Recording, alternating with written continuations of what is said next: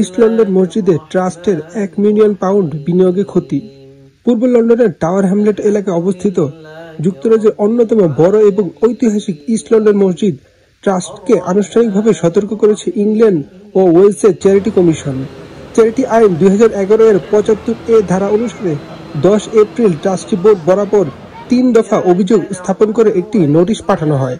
কমিশনের বক্তব্য অনুযায়ী মসজিদে প্রায় £1 মিলিয়ন তহবিল বিনিয়োগে ব্যবস্থাপনার চরম অবস্থাপনা দেখা গেছে। বিনিয়োগের ক্ষেত্রে দায়িত্বশীল আচরণ না করার কারণে ওই অর্থ ক্ষতির সম্মুখীন হয়েছে। ট্রাস্টি বোর্ডের পক্ষে ওই অর্থ পুনরুদ্ধারের সম্ভাবনা ও ক্ষীণ বলে উল্লেখ করা হয়েছে। দ্বিতীয় অভিযোগে বলা হয়েছে, যে প্রতিষ্ঠানে বিনিয়োগ করা হয়েছে সে কোম্পানির সম্পর্কে সংশ্লিষ্ট ব্যক্তিদের ব্যাপারে যথাযথ অনুসন্ধান বা যাচাই বাছাই না করেই অর্থ প্রদান করা হয়েছে। তৃতীয় কমিশন জানতে চায়, চ্যারিটি হিসাবে সম্পদের নিরাপত্তা ও সুশাসনের কি ব্যবস্থা নেওয়া হয়েছে, বিনিয়োগ করা অর্থ পুনরুদ্ধারে কি পদক্ষেপ নেওয়া হয়েছে ও সাবেক পরিচালকের জবাবদিহিতার আওতায় আনা সম্ভব কিনা।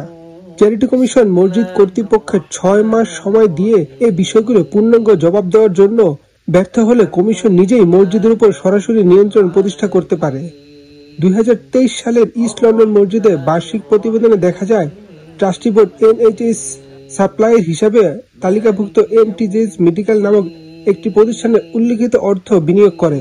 পরবর্তীতে প্রতিষ্ঠানটি দেউলিয়া হওয়ায় এই অর্থ ফেরত পাওয়া নিয়ে ব্যাপক অনিশ্চয়তা তৈরি হয়। 2024 সালে মসজিদ কর্তৃপক্ষ এক সংবাদ সম্মেলনে বিনিয়োগ ইস্যুতে সাংবাদিকদের প্রশ্নের সম্মুখীন হয়, যেখানে বিষয়টি স্পষ্টভাবে আলোচনা উঠে আসে। ইস্ট লন্ডন মসজিদ 100 বছরেরও বেশি পুরানো, যা ব্রিটিশ, বাংলাদেশি ও অন্যান্য মুসলিম কমিউনিটির সম্মিলিত প্রচেষ্টায় প্রতিষ্ঠিত। তবে 1972 সালের পর থেকে বাংলাদেশের একটি ইসলামিক রাজনৈতিক দলের অনুসারীরা মসজিদটি পরিচালনা কার্যক্রম মুখ্য ভূমিকা পালন করে আসছে। প্রতিদিন এই মসজিদ থেকে কয়েক হাজার পাউন্ড আয় হয় এবং প্রতি বছর রমজান ও বিভিন্ন সময়ে ব্যাপকভাবে ফান্ডরাইজিং কার্যক্রম চালানো হয়। বাংলা টেলিভিশন সম্প্রচারিত লাইভ অ্যাপিলগুলো থেকে একটি সময় £5 লক্ষ পর্যন্ত কালেকশন করা হয়েছে বলেও জানা গেছে। অতীতে টাওয়ার হ্যামলেট কাউন্সিল থেকে মসজিদের পাশে অবস্থিত একটি সরকারি কার পার্কের জমি দাবি করে আন্দোলন চালায় স্থানীয় মুসল্লিরা, যার ফলস্বরূপ জমিটি মসজিদ কর্তৃপক্ষের কাছে হস্তান্তর করা হয়। সেখানে পরবর্তীতে লন্ডন মুসলিম সেন্টার ও বিজনেস কমপ্লেক্স গড়ে ওঠে।